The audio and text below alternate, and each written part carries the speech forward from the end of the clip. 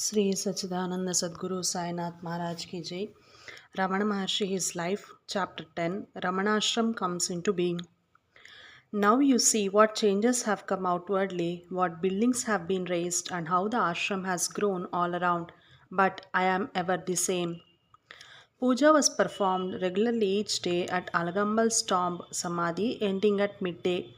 As it was too hot to return to Skandashram, a small hut was built which was used for cooking, and the return journey to ashram was delayed until the evening.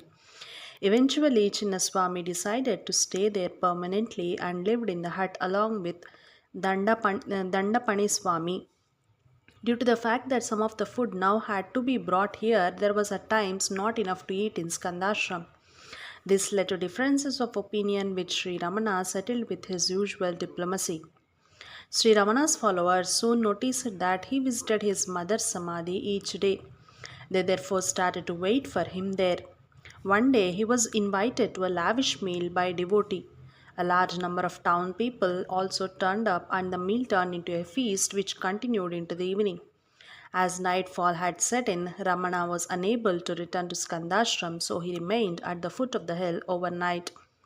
The following day, the same thing happened again. In addition, Ganapati Muni had joined them and gave an enthralling lecture which lasted late into the night. Over the days that followed, Sri Ramana was always detained for some reason until it was too late to return to Skandashram. Finally, Kunju Swami and Gopal Rao were asked to look after the Skandashram. For a week, they waited for Ramana's return in vain. As they did not like to stay up there without their master, they came back down, and from that time on, the ashram was left empty. A short time later, the deserted ashram was broken into.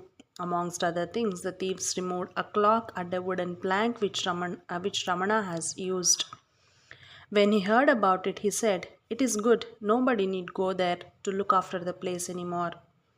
This marked the beginning of Ramanashram. Sri Ramana once expressed it thus: "The same Shakti, power that had brought me from Madurai to Tiruvannamalai brought me down here from the hill." In 1924, there was a robbery at Ashram. One summer night, Sri Ramana and four of his companions were sleeping in one of the thatched huts near the windows when they heard thieves trying to climb in through the window. Kunju Swami was furious and wanted to confront thieves, but Ramana dissuaded him, saying, "Let these robbers play their role. We shall stick to ours. Let them do what they like. Let them do what they like. It is for us to bear and forbear. Let us not interfere with them." He suggested to the thieves that he and his companions would leave the hut so that they could take whatever they wanted. But when they came out, the robbers beat them with sticks. They also beat Ramana on his thigh, who said, "If you are not satisfied yet, you may strike the other leg also."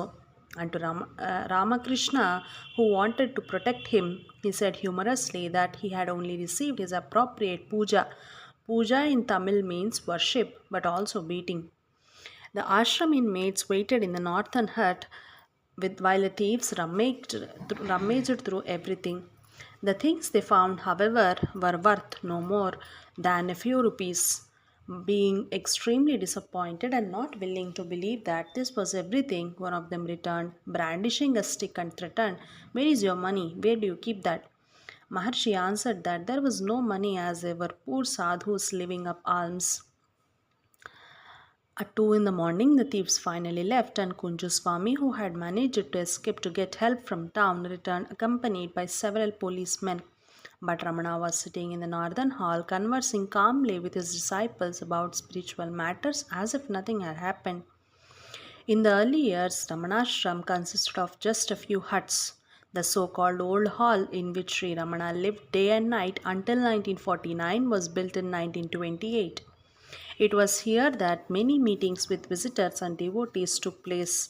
The old hall, which measures 40 feet by 15, is not very spacious and contains only Ramana's sofa and some bookcases. The story of first couch is worth mentioning. Ramana used to sit on a simple wooden plank in a corner of the room. One day, Rangaswamy Gaundar brought a couch as a gift for Ramana and asked him to sit on it. But Maharshi refused. For 3 days, Gaundar prayed that he may accept his present. On the third night, Ramana finally gave way, and laid down on the couch to sleep. From that moment on, it became his place of residence day and night. In 1925, in Palakotu on western side of ashram, a colony came into being where sadhus and devotees lived in caves and in huts under the trees. This was the year in which B.V. Narasimhaswamy, the first Ramana biographer, came to the ashram. Narasimhaswamy's Ramana biography, Self Realization, had already been published in 1931 and serves as a unique source for the early years of the Maharshi. It was his intention to stay a long time, but as the ashram resources were very limited, he decided to look after himself and built a small hut at Palakotu. He was soon joined by other devotees, as it had by now become the custom that only those who worked in the ashram were allowed to stay there for any length of time. Those who wanted to lead a meditative life built their huts in this colony and cared for themselves. Annamalai Swami lived there when he was no longer working for the ashram. Also, Kunju Swami, Yogi Ramayya, Muruganar, Paul Brunton, Vishwanatha Swami, Ramanatha Brahmachari, Balaram Reddy, and many others. Sri Ramana used to pass through the colony every day on his walks. The ashram grew steadily. Over the years, more buildings were erected, such as the storeroom, the office, and the bookshop, the dispensary, and the guest house for male visitors, and a row of small bungalows for guests staying for longer periods. These were followed by the cowshed, the Veda school, the kitchen, and the dining room. In 1937, the ashram even opened its own post office. Maharshi displayed a natural talent for planning building projects. Annamalai Swami gave detailed accounts of this in his reminiscences, God-man living by the words of Bhagavan. For many years, he was entrusted with the task of supervising the projects and received his instructions from Ramana directly. These instructions were never given in the form of a command, but more in the form of a suggestion. So Ramana would say that he had just had this or that idea, and that if he wanted to, he could do it like that. Sri Ramana inspected the work each day. Before work started, he would explain to Annamalai Swami what needed to be done. Sometimes he would draw a few lines on a piece of a paper to illustrate what he meant. Apart from these small sketches, there were no construction drawings.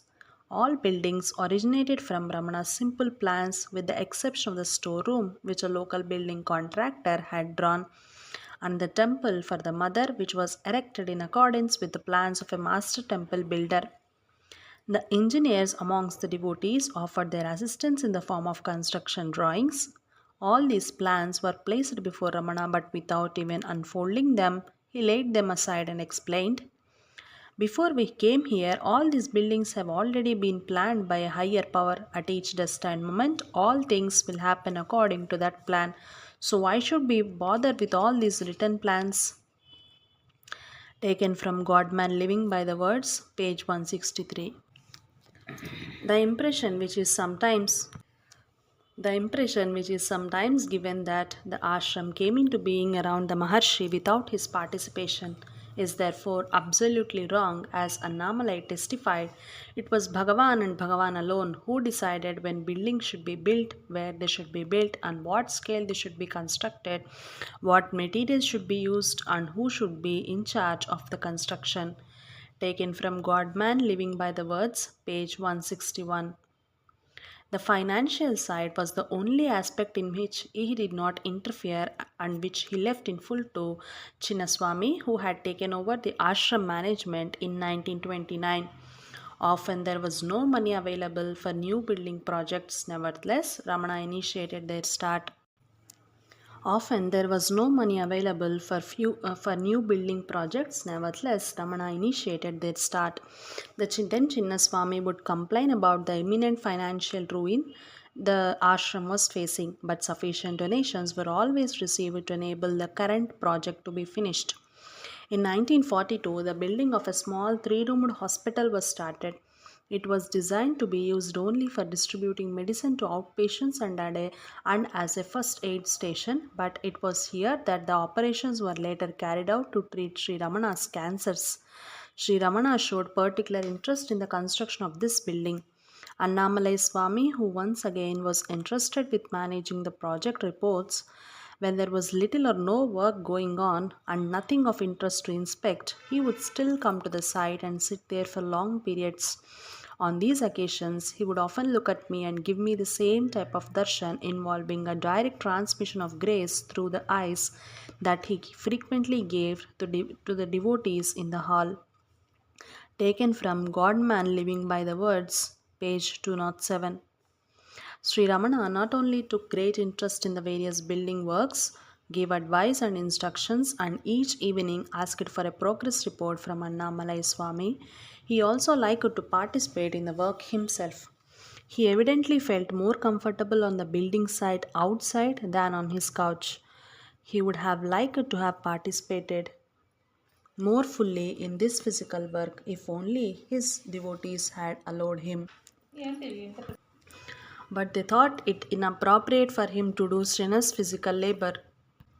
In addition, he also had to care for the increasing number of visitors who often came from afar for the sole purpose of having his darshan.